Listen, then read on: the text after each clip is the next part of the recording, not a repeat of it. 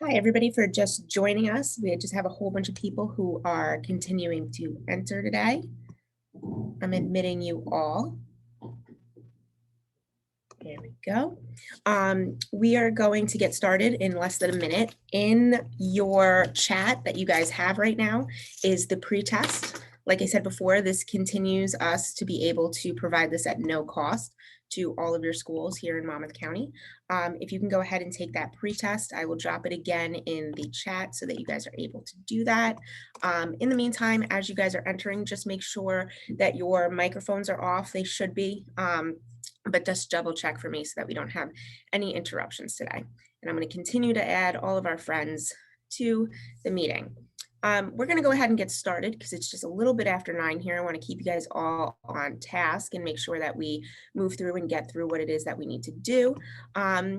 Lifelines intervention booster. So the last time that we met, we discussed postvention, and what we had gotten from a lot of people was that we needed to continue and go back to the intervention and really walk you guys through what intervention looks like right now in a virtual setting, in a hybrid setting, just what's best practice for doing an intervention. Between Maureen and myself, we've done this more times than we'd like to admit. And I can tell you, when a child tells you that they are thinking about ending their life, or they, vividly describe that plan that they've practiced, that they've walked through, it always continues to take the wind right out of your breath. I can't tell you the amount of times that I continue to go through the intervention book that we have created through our curriculum and just make sure that I continue to be on top of absolutely everything, and that I'm reaching out to the hospital and referral sources so that I'm always constantly prepared. Let me see. So that's what we're going to talk about today. We're going to talk about intervention a little bit more in depth. You guys know who we are by now, I hope. I'm Nicole Nolan, and I am happy to announce that since our last booster session, I finally got my license back from the state. I am now a clinical social worker. Thank you to Maureen for past almost 10 years of mentoring in suicide prevention and intervention. And so I'm very happy in a sense to continue to be able to work alongside Maureen, and hopefully one day our prevention efforts will really be moving forward and be, continuing to impact and support your schools the way that they are. You guys all know Maureen Underwood. She is the author of the Lifelines curriculum. She has been in suicide prevention since this work has been started to study many years ago. And she is our national expert that we've brought to you today and many days as we continue to move forward in this project. So what are we going to talk about today? We're going to talk a little bit about your answers that you put in the survey when we asked you to register for this. We're going to talk directly to some of those concerns. We're going to give you more in-depth and information on assessments and kind of walk you through what an assessment would look like using the Lifelines model together with the Columbia Suicide Severity Scale and safety planning. We're going to talk about safety plans. I don't know how many of you, and I laugh when I say this, have sent somebody out. My experience is that most children are coming back to school, pretty much the next day after a referral, and there's been little to no information on a safety plan for some students. So how we do safety planning in school, how we support and engage parents in safety planning at home, and all the current challenges that we are experiencing right now in making effective referrals for kids who are at risk for suicide. So I'm going to hand it over to Maureen. She's going to get us started this morning, and she's going to talk a little bit more about our favorite trauma-informed schools. Thanks, Nicole. And again, I want to congratulate you on your LCSW. Yes, Maureen. And I want to thank all of you for coming this morning. And I want to say to you, this is something that I think is really important to incorporate in all our trainings, is reinforce, though, even though things may seem difficult now, you all have the skills to do what we're talking about. And I think that sense of empowerment is important for you. It may take a little different format, but it's important to know you can do this. And one of the first things we wanted to do is really put intervention in conversation with trauma-informed schools. It always has been. We never reinforced it because it was just good practice. But what we want to do now is sort of give you some of the specifics and how intervention really does support your schools in their trauma-informed perspective. First of all, that compassionate communication. As you know, the language that we use here is very, very definite, definitive, and clear. We talk about parents and kids being challenging, not difficult. We talk about wanting a kid to be safe. We don't necessarily talk about suicide per se. We talk about poor problem solving, not mental defects or disorders. We talk about helpful problem solving versus unhelpful, as opposed to healthy versus unhealthy. So it's very non-judgmental language. In terms of empowering students to problem solve, this is probably the most important piece of what Lifelines does. And you're going to see that when we talk about the safety plan in the school. It's based on the fact that we know that even though some kids may think about suicide, most kids are resilient and they're the most underutilized resource in your school. And if you give them some direction, they can follow it. Some of that support, control, and structure we talked about. We look at not just understanding trauma, but suicide. And again, that definition that we use, we still use it, that attempt to solve a problem of intense emotional pain with impaired problem-solving skills. We don't talk about it as a character defect, as a mental health diagnosis, and especially now, you know, a lot of people are somehow figuring that you're going to become counseling centers because they can't get their kids into therapists, and that's not your job. So what we want to do is really reinforce some of the ways that you can reinforce wellness in your school, and it can be student inspired. That's what's going to be important, and it's going to be important as you move into the fall, getting kids involved in programs where they have agency and they're socially connected. Safety is the big word. Focusing on strengths and validation. Again, that's the wellness model. That building relationships, obviously we talk about kids and trusted adults, but it's also the school community. And one of the things we got to say is we know you're close to the edge. Most of us are. So you have to look at building relationships for yourself as the people in that school community. And that's where that concept of competent community comes in. And finally, when we talk about cultural sensitivity, what we're really talking about there is focusing on safety and focusing on feelings. We know some people, the word suicide is it just sets off a lot of alarm bells. So if you can talk about, we're concerned about your child's safety, not concerned about the fact that he or she is suicidal. That's your second call. If people don't buy safety, then you can talk about that. But the deal is, you really want to say, we're worried because, and this is what we're worried about, is your child doesn't seem safe with himself or them or herself. So the second thing we wanted to kind of point out is the impact of COVID on intervention, prevention, postvention, everything. We talked about that when we talked about the booster in prevention. So we want to talk about it here as well.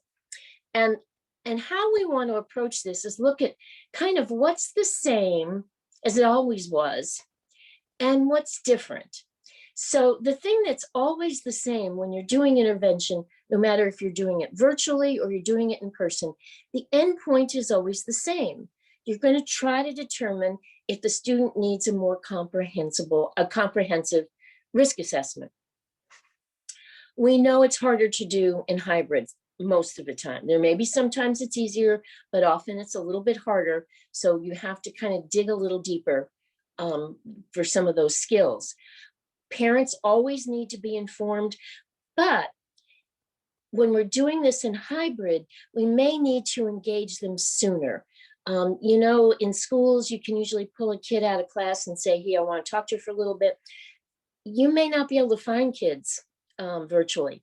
Sometimes they just seem to have disappeared. So you may have to engage their parents first, and that's a little bit different.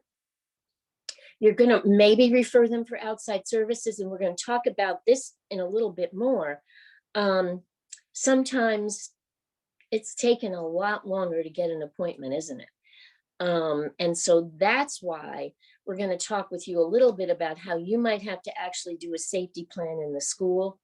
to sort of tide a kid over until they may get to some outside therapy. And we're going to tell you how to do that, and hopefully do it in a way that doesn't require a whole lot more energy. And this last point, I think, is really, really important. Before, when kids were in school all the time, it was easier to get collateral information. You could find out, for example, what their attendance was, was there any discipline issues, um, how were they performing in class.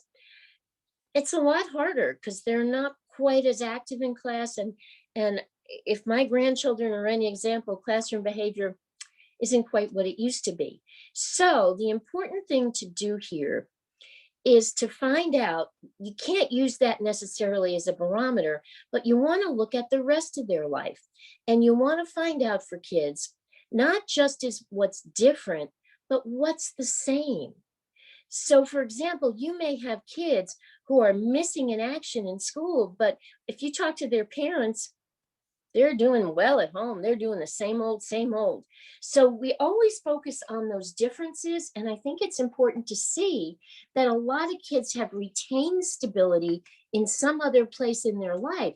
Or there may be kids who are doing terrible at home and great in school because the hybrid model really works for them. So focus on that, what's changed and what has not changed. And you can look at a period of time in as little as 2 weeks as your measure for that. All right. So I want to throw this back to Nick, and she's going to ask you a couple of questions so we can get some input from you. Yeah. So interestingly enough, obviously colleagues of mine and other people that we know that are talking in school, we're seeing a wide range of responses, especially the second half of the year with our students, in terms of anxiety, in terms of at risk. What are you guys seeing? What are you seeing with your kids? Are your referrals really for ideation, or if they self-harm? Drop your answers in the chat. Let's have a good conversation for maybe the next couple of minutes about what it is that you guys are seeing, because interestingly enough, just from other school colleagues to private practice colleagues, we're seeing an increase in a lot of different areas. And so this data is really, really helpful, especially today as we talk about intervention, because it's not just for suicide, right? We're talking about risk in a multitude of ways. So, for example, I'm seeing a lot of eating disorders. Didn't really anticipate that before, but I'm seeing a lot of binge eating and kids who have really increased weight and some, increased drug use and things like that. So, what are you guys seeing in your practices, and your work with your kids, or what you're hearing? That's what we're hearing. I had a conversation with a couple of people, and I've heard a lot about eating disorders, social anxiety in groups of people, mix some ideation, anxiety, depression, self-harm. So that's what I'm going to go on to the next slide. So, what we're seeing here too, depression. Yeah, depression, I'm definitely seeing a lot of. I feel like when kids were able to come back to school in some sense in September, there was this sense of like, yay, life is getting back to normal. And now we're still kind of back to March. It's a reminder that it's been a year. Things really haven't gotten that better. And I'm seeing those transition groups, like those seniors, those eighth graders, those guys into middle school, are really, really struggling with a lot of anger and a lot of resentment. Lack of social experiences, groups, signs of depression. I'm seeing a lot of kids who are really struggling in being able to communicate. Communication is a big, big factor right now, and that's really increasing their risk because they feel that they have nobody to talk to. So yeah, so anxiety, panic attacks, eating disorder, self-harm, active plans. I'm seeing kids, sometimes, you would have a kid who would come into your office, or you'd get a kid that comes into private practice and they say, yeah, I'm feeling a little hopeless, and there's not really a direct plan. I'm having kids that first time come right in and they're just like, yeah, this is what I thought about. This is what I have access to. Indirect risk statements like, it doesn't mean, okay, I'll see you tomorrow. Will you? I don't know. A lot of, hopeless kind of messages like that too, is some of the things that we're seeing with kids. So, they want to come back, parents won't let them. Lots of power struggles at home, right? Especially with our middle school kids, our high school kids. Summer is coming. I have a lot of private practice clients who are very concerned that their parents are not going to allow them to go out with their friends whose parents maybe are a little more flexible with some of them going some places. So there's definitely a lot of tension arising for our kids here and there. Thank you for sharing that, guys. That was really, really helpful. Let's see. All right, so we're going to dive into assessment now. I think I'm going to hand it back over to Maureen. Is that right? Yes, you are. And Okay, very good. I wanted to say something too about, I think, what you're seeing and what's going to be one of the things you need to focus on in the fall. Is my observation from, the families that I have talked with, is a lot of kids seem less motivated to do well in school. They can get away with doing less because the teacher's not over their, you feel it's not over their shoulder. Sometimes they're turning in assignments in a hybrid way. And I think that that's something that's going to be important to just make a note of for September, because I think that that's going to have to be one of the interventions. And we'll be doing some training before September comes to give you some suggestions, but I think that that's going to be one of the areas where you're going to really have to reinforce is how do you get kids motivated enough for the school environment and achievement when they've really been kind of concerned about this. So diving into assessment, I know that this is what it looks like sometimes. It's just sort of looking over the edge of that diving board. And the first thing that is really important to do is set the stage. And this is important. Again, you did this before, you're going to do this now. And again, it's getting as much collateral information as possible. And everything on here is you're going to try to do this as much as possible. Some of this is just much easier in person, but I think it's important to realize you want to try to do this if you can virtually as well. Ensuring privacy. Is there anyone else around? Is there a place that you can go and talk where perhaps no one else, your younger brothers and sisters can't come into the room? I have had a parent and a child do a session in a car because it was private. You always have a good opening. You always have a good opening, and it's low key. It's really important to start out being low key. We're concerned about you because, and you want to reinforce those behaviors that support your concern. Never just say to a parent, we're worried about your child. I don't know what you're talking about. Or a kid, I'm worried about you. Well, I'm not worried. So you have to have that specific information. The resistance and fears, again, may be related to the fact if I tell you anything about suicide, you're going to send me to the hospital. And I think it's really been very, very important to explain to kids, no, most likely that'd be the last place you go, because we try to find things that are not as restricted. The hospital, if we're really, really worried about safety, that's where you'd go. But I bet there's a lot of other things we can come up with too. Involving the students and explaining the process. Again, it's what you would do with anything. You're going to take an SAT. This is what an SAT is. So the process is you and I are going to talk.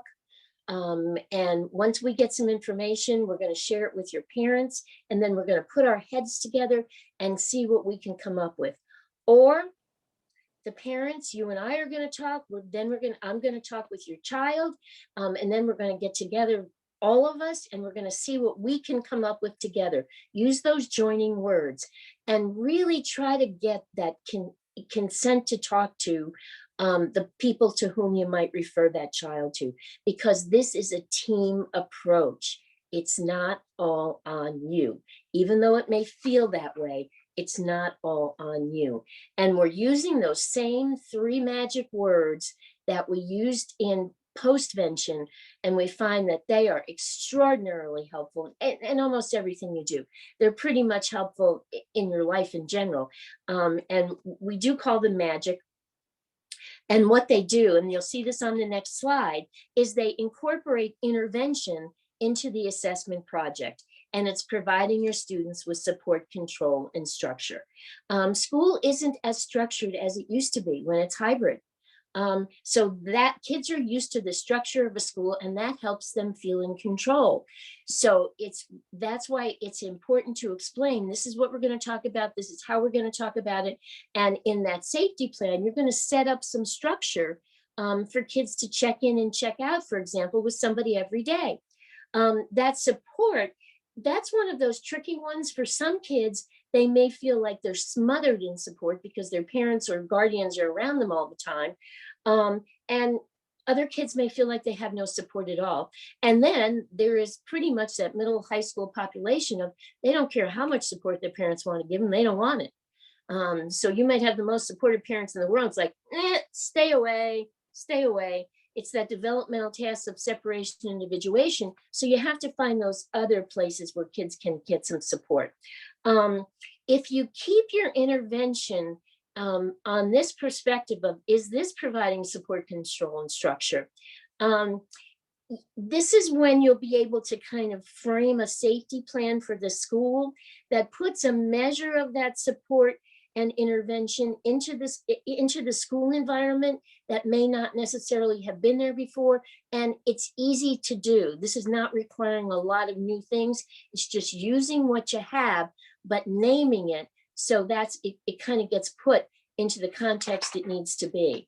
What you're going to do with kids is the same skills you've always done. You're going to let them ventilate. This is where, if you're talking, then they're not ventilating. And you have to let them talk without interruption. If you have those kids who seem to go on for days and you've heard that story 7 times, I always had a rule. I would listen to a story 3 times. And then I would say, I think you told me this before. And then I would relay what the story was. So I had to be paying attention. But, and they'd say, well, yeah, you kind of got it. And I say, this is so important. You've talked about it before, and that's why I know it. There are some kids who might need some encouragement to ventilate, especially if you're doing it in a hybrid environment. And that's where, if you go back to what Nicole mentioned earlier, those words of tell me more, you try to avoid those yes and no questions, which are the easiest for all of us, I know. Are you feeling, are you feeling better than you did a couple of weeks ago? Yes, no. Do you feel like you may just not want to be here anymore? Yes, no. Tells you nothing. So you want to try to reframe those in an open-ended way. And that's the way you can get a little bit more encouragement and talk to me about what's going on in your life right now. And it may be you don't talk about their feelings, you talk about their lives. How are things, been for you since you've been at home? The validating, this is the thing about validating is, again, being mindful of who's doing the most talking. You want to have them do the most talking, and validating does not mean you agree with them. It's, I understand that this is really, really tough for you, especially if a kid says to you something like, I want to die. Validation of that may be, wow, it sounds to me like you're really feeling in a desperate place. You're not validating, yes, gee, wanting to die is a good idea. So it's going to validate the feeling that you hear. This is really, really important. Now, one of the things I will tell you with kids, in terms of this validation process, and on here it talks about not solving the problem. Sometimes with kids, you find yourself in a place, they expect you to solve the problem because that's what schools do, right? Teachers and people in school have all the answers. So I've had kids who often get stuck, and it's like, I don't know what to do. So what my recommendation to you is to kind of pause and be like, sounds like you're really struggling with this. Here's a couple of choices. So I always give them more than one solution to let them choose. You're having trouble in math, you're really worried you're going to fail. Here's a couple of ideas. What do you think? You could work harder, you could spend more time. You might be able to get somebody to help you, or maybe you could talk to your teacher. What do you think about those? Or do you have some other ideas? So you seed them with some suggestions, or you let them choose from the alternatives you've provided. And I think this is important with children. Sometimes you have to do it with adults too, because your problem solving collapses, but giving them a couple of alternatives can really, really be helpful. And I'm going to we're going to just take a look. And I'm going to have Nicole go over this in terms of some of the best practices, because she does this, unfortunately, too many times a day. So Nick, you want to review with us kind of how you'd walk through this? Sure. So I'm going to walk you guys through how I would do a typical assessment in a school, and how basically I've adapted what I've learned through Lifelines and through the trauma-informed model into my interventions. And what I always like to say, especially when we're doing a full day intervention training, is the Tell Me More model is like your appetizer into this conversation. It opens the door. It does everything that Maureen just said. It does the ventilation and it does the validation. I'm going to talk in a minute about the Columbia Suicide Severity Scale. And I know that a lot of schools have moved forward in incorporating this into official, documentation of suicide risk. And it's excellent, right? We always use the Columbia Suicide Severity Scale. It's the one that has been researched the most and we know the most about it. And so it's really, really strong. And that's something that we do want to use. But what Maureen just said, right? We know with a lot of our kids and our at-risk kids, kids who have already been to the hospital, kids that are fearful of therapy, kids that are in, you have those kids that run in high-risk groups, so they've had friends who have been hospitalized before. The deal there is that you ask a short form question, hey, are you thinking about killing yourself? They're gonna most times say no, because they know what the yes answer gets them, right? So when we start with that one-on-one meeting, you have a kid that walks into your office and you can tell by the way that they don't look themselves. You have gotten reports from the teachers that you feel, and you just know that this conversation is eventually going to have to go down that route of whether or not they feel like they've thought about dying or they've thought about hurting themselves. Tell me more. I always open up with, what's going on? What brings you down to my office today? What are we talking about? And then depending on, how quickly they get to what that is, I'll always turn to them and say, I can imagine with everything that's going on, you feel pretty hopeless. That hopeless is a big door opener for them in terms of conversation, because they look at me and they say, wow, you've actually been listening. Do you understand that most people are trying to solve this problem for me? Do you know that I can't talk to my parents about this problem? And I'm like, well, it's more than just one problem, right? It's a whole bunch of different things. Once we get the hopeless thing, I always relay it back to what we've learned in intervention is, sometimes when people are feeling hopeless, we think about wanting to die, or we think about dying in general. Have you ever felt like that? And if you have a kid who has strong self-preservation, they'll say, no. I'm just hopeless about this situation. Here are all my and the coping skills will start pouring right on out. No, I have mom, I have dad, I have these things to worry about. I have this, I have that. So while they may be an at-risk student in some sense, you know that it's not going the route of the full need for an ideation assessment. If they say, yeah, I've thought about dying, you move through that. Tell me more. Continue to tell me more. Get all of that information that you need. Once you know that you have that strong data that says, I need to move on, I need to get this kid into Monmouth Med, I need to get them for some type of assessment, that's where you move into the more robust risk assessment. You pull out that Columbia Suicide Severity Scale. Now, what I think is best practice, and what Maureen and I have talked about before, is it's always best to have two people doing that second part of the assessment with you, because somebody else is you're in crisis thinking, right? We talked about this last time with postvention. You have a kid in front of you. Maybe it's one of your most favorite students. Maybe it's a student that you never thought would be at risk for suicide. Maybe you yourself had a loss, recently, or something that is bringing up your grief closet. It's always best practice to have somebody in that room with you who can also reinforce what it is that you hear, right? And this goes back to what we'll talk about in a little bit with working with challenging parents. One-on-one, it's very, very easy for them to come back at you and say, you pulled these questions out of my kid, you've made this up, this is not something they would have said, blah, blah, blah, blah, blah.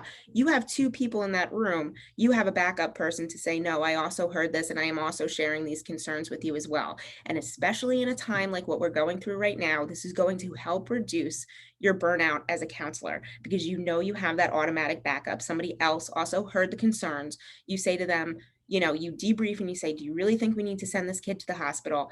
And they'll agree with you, or they'll say, maybe not. But you have that backup instead of having it all on your shoulders. Now, honestly, I will tell you, there's been times that I've had to do it without another person. It's, 2:20, our dismissal is, coming up in 10 minutes, and I got to get this kid assessed. And, somebody else who would be able to help me with this type of assessment is not available in my building. 2 is best, but sometimes, especially in our climate right now, it's not possible. Family meetings. So what I've done, right? I've talked with the student, I validated them. We moved on to a more robust risk assessment. I'll go through that in a minute, what that looks like. They've answered all of those questions that indicate that I need to send this child out. Now I'm calling the parents. I call the parents, I let them know. What I like to do is I like to have them come to the school. We have an in-person, in-school meeting. I sit down with them. I have a very extensive referral sheet that walks them through the process of going to the hospital. I have a sheet that walks them through the process of getting children's mobile response involved. And then I have a list of IOPs, I have psychiatrists, I have private practice clinicians that I know at this point are comfortable taking at-risk kids and who have openings. I always, always, always offer to call the hospital first for parents. They are very overwhelmed in this moment, and their primary concern is when is my child able to return to school?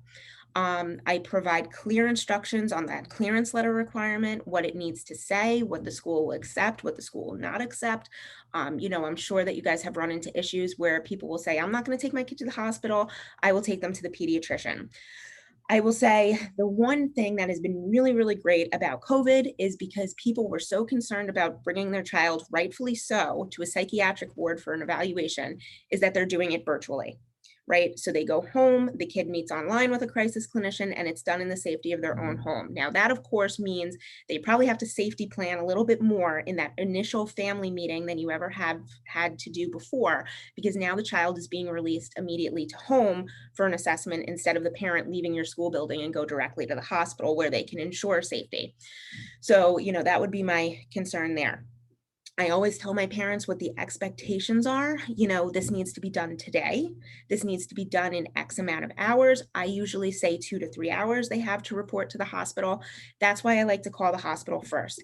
I probably have way more collateral information than the student will share in the interview. Again, now they've gone through the severity scale with you in school. If they want to avoid being hospitalized, and I've heard this from you guys before, they now know exactly what to say to reduce their chances of going to hospitalization or going to a higher level of care, CMO, anything like that. So I educate on means restrictions, especially as if there's an active plan. I share that with the family. I say, this is what the active plan is. I need you guys to remove this from the house. In the meantime, we safety plan on what it's going to be in school, if the child is going to be virtual for a couple of days because, of the assessment. And then I just make sure that I follow up. And, fortunately, in all of my assessments, I have had parents that are very concerned with the safety and well-being of their child. And I've never had to include DIFUS, but I know that there's a lot of instances where a family doesn't take it seriously and you don't hear from that child or that family for several hours or a day or 2 days or some serious time. And that you don't want to risk their life, your license, your job.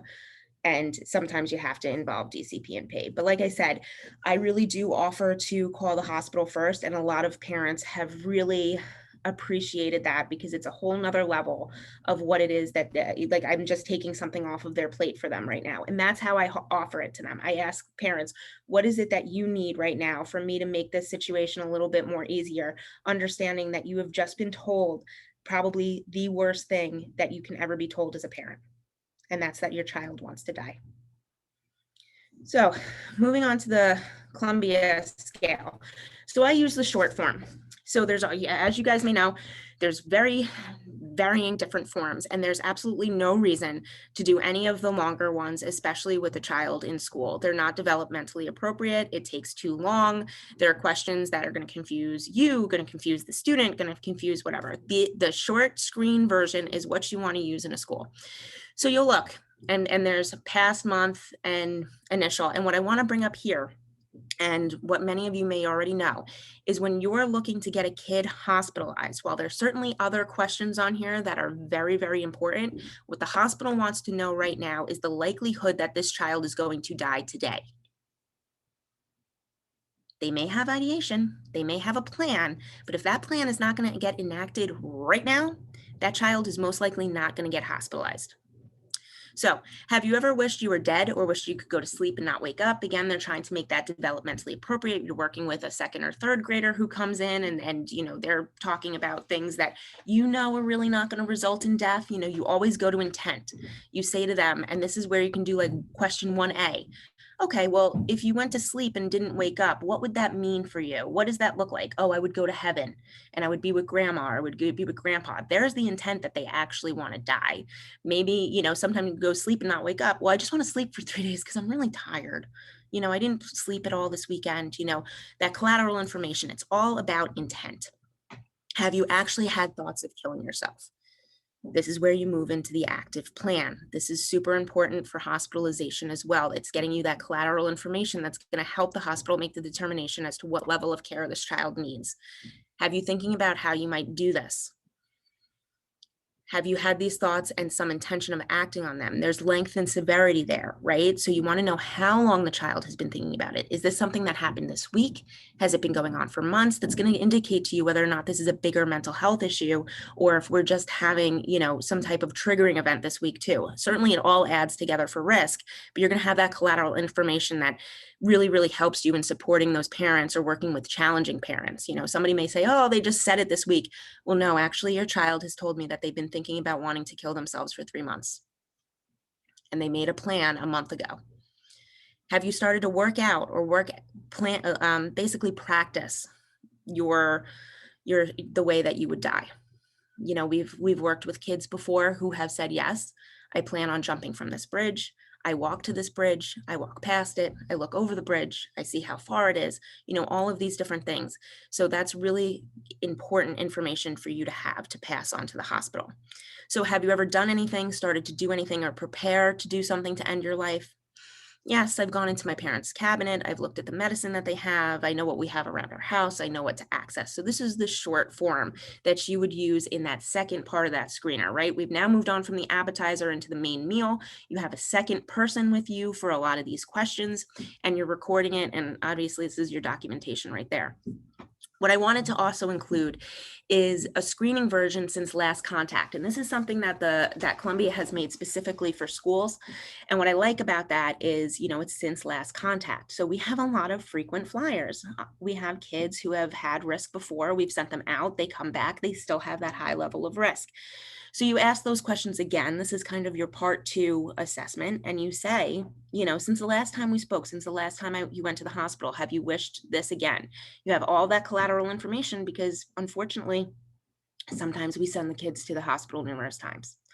And sometimes it's not until that second or third referral where the hospital is finally giving them some significant outpatient resources, referring them to mobile, referring them to, CMO or Monmouth Cares or something like that, or that this child is actually getting hospitalized. So this was just something else that, is available. If you Google Columbia Suicide Severity Scale, the Columbia website has all of these available for you that you guys can download and just use as your documentation for risk. So I'm going to hand it back over to Maureen. She's going to talk about, this screener question really quickly that also kind of accompanies our suicide severity scale questions. Thanks, Nicole. The reason we wanted to share this with you, this is the Ask Suicide Questionnaire, and it's only 5 questions. You can find this, just Google it, and you can find it online. This is often recommended for kids who are below the age of 10, because you can see it means very similar questions, but it's pretty simple. If, for some of you who may want to do more comprehensive evaluations in the school setting, if you just look up pediatric risk assessment, you'll find a variety of those. It's more information than most schools need, but some places, want to get it. And as I said, this is because we know that the rates have gone up for those much younger kids. This is one of the recommended screens for them. If they answer no to the first question, you don't even bother asking the 5th question, but the 5th question, are you having thoughts of killing yourself right now? So that's the imminent and kids can understand that. The other thing I want to say to you very quickly is, one of the things we know about suicidal thoughts is that they come and go. So sometimes what happens in the hospital is if parents have had to wait 2 or 3 hours, the crisis has passed and the child just doesn't feel suicidal anymore. That's why the information you send about what's happening in school is so important, because you may be the only one who can document when they're in a real crisis, this is what they're thinking and feeling. The crisis has abated during the hours they've had to wait in the ED. So remember, your information may be the key to this kid getting what they need. The next piece of this is engaging parents, and Nicole kind of went through most of this already. And all I want to say to you is that, the issue on here is, and this is challenging for all of us, is assuming that parents want the best for their children. I know that there's sometimes I work with parents and I was like, what, are you kidding me? And I had to really work hard to remember this may be the best they can do. This may be the best they can do, rather than make an assumption that, they were not being supportive, they were being disruptive, they were thinking of themselves first. It's like sometimes it's the best parents can do. And if you can try to get yourself on that page, it can be more helpful. The last thing on here is probably one of the most important, is involving the student in that conversation with parents. I would often rehearse that with a kid before I called their parents. Again, this is if I could talk to them before, which one of your parents do you think is going to be easier to talk to? What do you think they're going to say? Okay, let's think about how we're going to respond to this. I would engage with the kid and I would be that buffer just in case they said, my parents are going to kill me for telling you this. They're going to be so mad at me. I'm going to like, I understand you feel that way, so let's figure out a strategy to deal with that. And I'm also teaching them problem solving in that. And I'm saying to them, and if this doesn't go so well, when you go home, please let me know. The next piece is something you may not have heard of before, but I think it's becoming part of best practice in the field of suicidology. And I think it really is important during the time of COVID, especially when we can't get kids into referral sources as quickly as we want, is creating a support plan for parents and guardians and kids. We don't have a form for this because this is kind of just a written document. I just take a piece of paper and I'd say, okay, I want to know from the student, I want you to tell me how your parents can support you or how your grandmother can support you. And we're going to write that down. I'm going to say to the parents, how does this sound? And there's going to be some compromise and negotiation. Then I'm going to say, parents, what do you need from your child to support them to do this? Because I don't want this one-sided. And I think that that's the mistake we sometimes make, is it's all in favor of the child. We got to kind of walk that balance and be in the middle. This is what's for the kid and this is what's for the parents. The next things on here are very similar to what you're going to see in the support plan. It's, what do you need to do to create that safe environment? Who's going to be your emergency contact? And we all sign it. It has no legal implications at all, but I will tell you there's something about having your signature, the parent's signature, and the child's signature that somehow carries some degree of weight. And I will tell you, I have used this with young adults who are still living at home. It just is a way to take it from an emotional level, to put it on a piece of paper, and to be very specific about what everybody needs to get ahead. That safety plan, which, as I said, kind of could fold into this.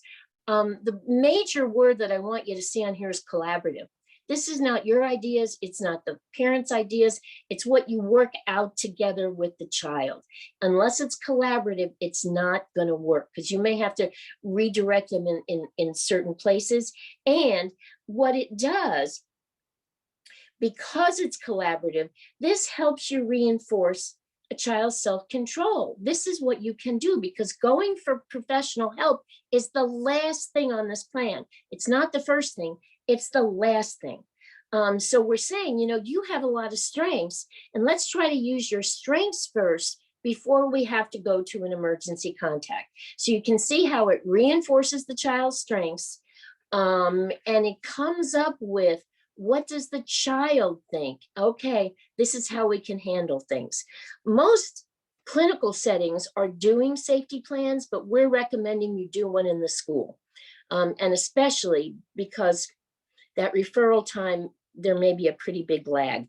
So the components of the safety plan in the school, they're pretty much the same, slightly different than that clinical one. And the piece that's slightly different is that first bullet point. We want warning signs for emotional distress, not warning signs for suicide. If you look up most safety plans, it talks about warning signs for suicide. What you need to do to keep kids safe in school is they can't feel emotional distress.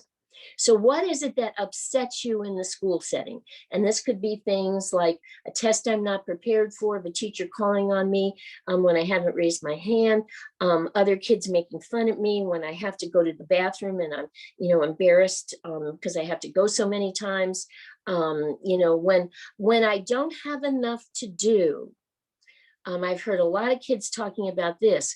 When I don't have enough to do and my mind wanders. So it's that lack of structure for some kids can really create a lot of distress. So they come up with those coping strategies internally. This is what I can do all by myself. And then who distracts me from my problems? What are things I can do? I can raise my hand and I can ask a question of the teacher, and that will distract me from the fact that I don't have enough to do. I can ask the teacher to explain something for me. Who are those other people I can ask for, help and support when I'm not feeling so great? And then you see you're moving way down on this to those emergency contacts. But the rest of it is reinforcing, you know what, I think you can help yourself better than you are, but I understand, I get in that place sometimes too. I can't think about it. So that's why we're going to write it down. So it's that simple. And the last piece on this, again, this comes from the suicide one.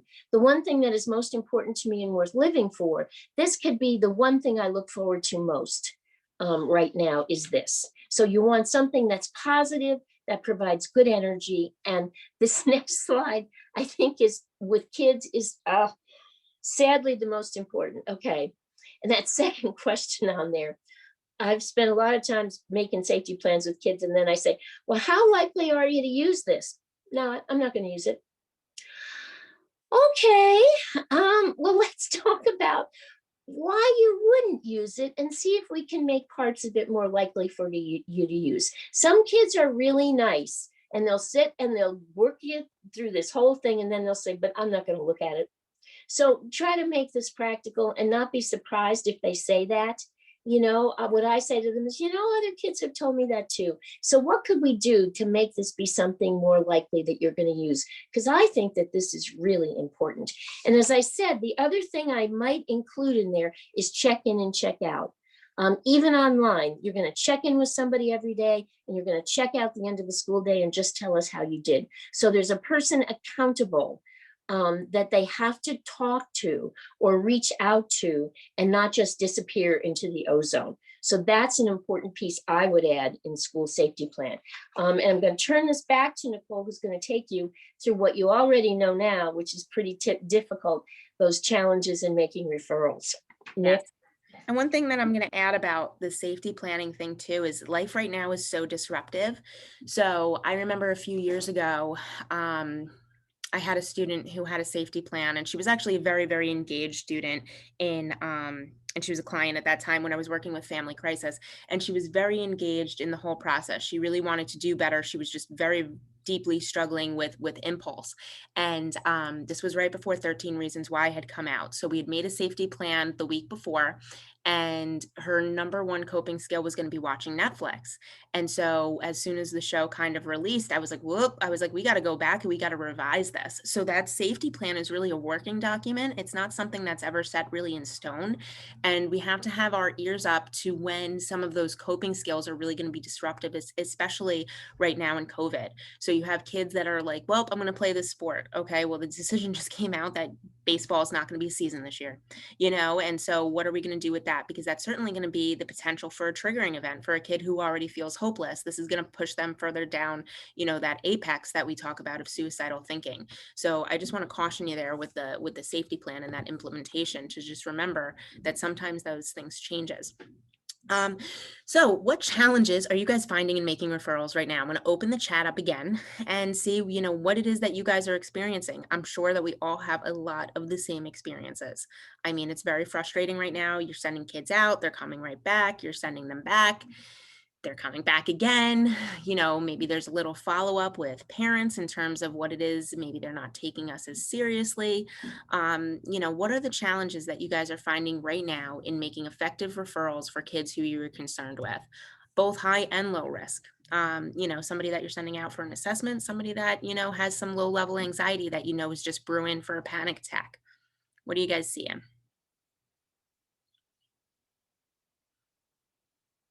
No in-person counseling settings. Yes, Maureen and I were actually having a very in-depth conversation about that before we got on the conversation. Places are full, there's long wait lists. Insurance, yes. Let's talk about the insurance thing. I'm going to move right on to my next slide. So these are the issues that I already know are kind of going on. There's more limitations in time and resources. And what that means is here in school, I'm having, you know, a lot more things to do, whether it's, you know, we're doing coverages or somebody's out or kids are quarantining or we're just being stretched way more thin than we ever have before. We had little time to do a really good assessment in the first place. And now we have even less time to do that. And like I said before, while 2 is best for, you know, that Columbia Suicide Severity Scale, you know, assessment, I don't know that it's realistic right now. You know, it's definitely what's best practice, but, you know, we're struggling to be able to have, you know, one person do assessment, let alone 2 for one kid. Hospitalization, no beds. I can talk about this pretty extensively, you know, in some consultation with some colleagues. We've had, you know, clients go out for hospitalization, pretty clear that they met the criteria for hospitalization, but because there's a lack of beds, what are they going to do? There was nothing. So the kid was sent home, you know, with some significant outpatient referrals.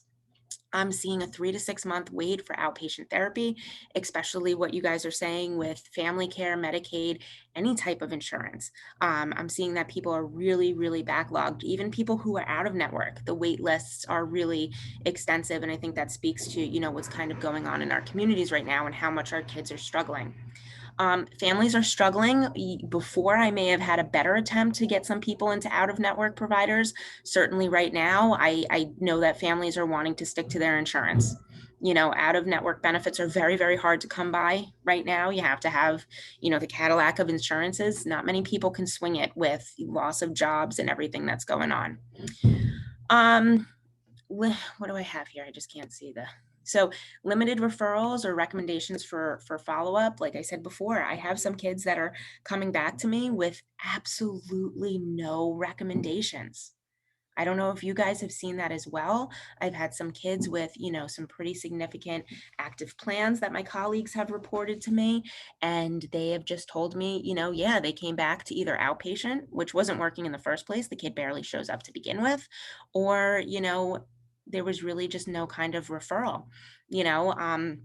I was speaking with somebody the other day who had a client who, you know, was referred for an IOP, but they couldn't get them into an IOP program. So they went back to an outpatient provider. So the outpatient was trying to provide as much IOP as possible, you know, and not a group setting.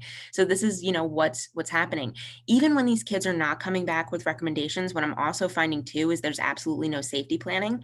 So that's why that support thing that Maureen had talked about, that support model, is really important, because a lot of parents don't realize that they should try to remove means as much as possible from their house, especially with self-harm. I'm finding that a lot of people are saying, you know, self-harm may be a one-time thing. Maybe this was just a, you know, restrictive coping, but we should try as much as possible to reduce those means. Virtual risk assessments. What I have found sometimes, we're having a national issue here in terms of people accessing mental health treatment.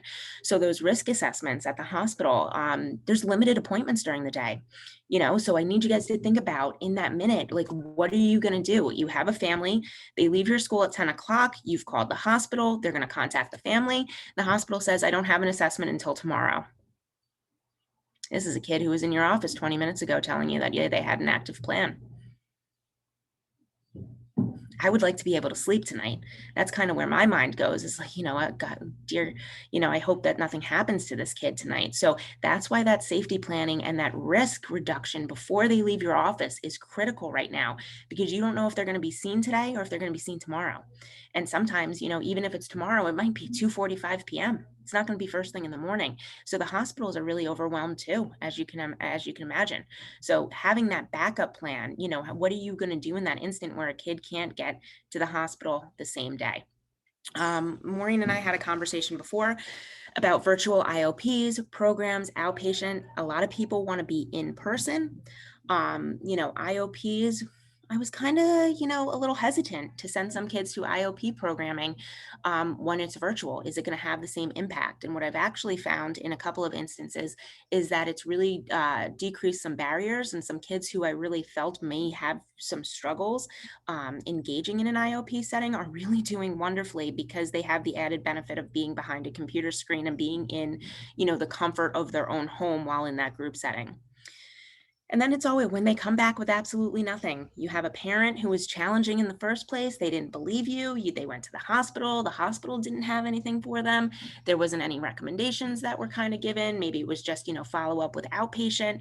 So this is going to be a kid that's back in your office. And what do you do? And what's the game plan there? All challenging types of, things that we have with these referral issues. So as we kind of wrap up here today, any questions, comments, thoughts, concerns? We went through a lot of information. My kind of final feedback to, my whole walkthrough process for an intervention is I include the kid as much as possible. So even before I move on to that second phase or that third phase, where I'm moving on to the family meeting, the kid will always ask, well, what happens next? I said, well, I'm going to call your parents, and then this is going to happen. And you're going to go to the hospital. One of two things is going to happen at the hospital. They're going to ask you some questions. And I always say, I need you to trust them as much as you trust me. And now you may not want to. They may be a little harsh with you. Maybe your personalities won't match the way that we do, and you won't have that rapport with them. But because I want you to be safe, and because you want to be safe, and we're going to do this together, I need you to trust that I have this person that you're going to, that you need to be truthful with. And I try to get that buy-in before they even get to the hospital. So that thing that Maureen talked about, where the crisis kind of decreases, when we see some kids, downplaying what their plans are or their ideation is, I say, okay, mom is coming. She's the one who's going to handle this a little bit better. When she comes in here, do you want to be in here the whole time that I tell her this information? Do you want to be in here for a little bit? Do you want to do some of the talking? Do you want me to relay to her what it is that you said? And that reduces a lot of anxiety on these kids. I mean, they're just so nervous in the first place that their parents are going to be so incredibly angry or disappointed in them for feeling this way, which is the whole stigma of mental health and suicide prevention in the first place. And that's why people die, because they don't feel like they can ever share that secret. Now they've shared the secret, and it's our responsibility to do it as trauma informed as possible. So I keep that kid, really just informed of absolutely everything that I think may or may not happen, so that they feel fully prepared. They don't feel blindsided. Our relationship stays intact when they leave, and then I follow up the same day, the day that they get back in that building. I ask them what their experience was, how it was, and I say, that's really important for me to know, because you're not going to be the only person that goes through this. So now I know this for next time too, that this was your experience, and we can figure this out together. So it really makes them feel like they've been cared for in this really traumatic kind of, situation where they're very, very scared, and rightfully so. So there we go. I think that's, kind of the end of it. I don't see any questions or comments. I don't know. What do you guys think? We want to just remind you to do the post test. Oh, yeah. As Nicole said at the beginning, in order to get funding to continue to do these programs, we have to show that they have some impact. So if you could please do that, it only take a couple of minutes. And it just makes a difference for our ability to continue this through the next year or so. So thank you for that. Yes, I just posted that in the chat. There you go. I will post it again for anybody who continues to need it. If anybody has any, we're right at 10 o'clock. We did a great job today on timing, Maureen. Look at us. We're just, for a Monday too, guys. Yeah, always, if you guys have questions, if anybody wants those Columbia Suicide Severity Scales, if you guys want samples of safety plans that Maureen and I have done in, other counties and other states and things of that nature, we have templates. We have lots of templates and stuff like that. You have a variety of resources in your intervention book on that flash drive. There's a student documentation form for when they return to school that has those places for signatures. You get consent early to talk to those outside providers, which I'll tell you, it has been truly, truly critical, especially this year for me with COVID, is talking to those providers early, and relaying what it is that I'm seeing in school and what they're seeing, and really collaborating on those support plans. So, okay. What do you think, Maureen? So the last thing, you've got one more slide, and we really mean this Yes. one. We want to thank you for your time and the good work that you do. And you'll notice on here, we have a little cartoon. This is by Brian Andreas, Andreas. And we kind of really, he says it all. So this one says, I want to do important work, I said. Then smile at the people you meet, she said, and play with dogs and tuck a blanket around someone who falls asleep. That's not what I meant, I said, and she nodded. Of course you did, she said. You just had a smaller idea of important. So we want you to know, we know you guys do important work every single second of the day, and we want to reinforce that and thank you so much, especially now, for doing that. Mm-hmm. Thank you, guys. Really thank you. Your time this morning and hanging out with us and learning more, and all of your support as you continue to work with Lifelines and our program here at the Mental Health Association of Monmouth County. We are so grateful for you guys collaborating and working with us. And this has really been a great experience for both Maureen and I as we've seen this come to life here in Monmouth. And we'll see you in the future. Yes. All right. Bye, everybody. Bye.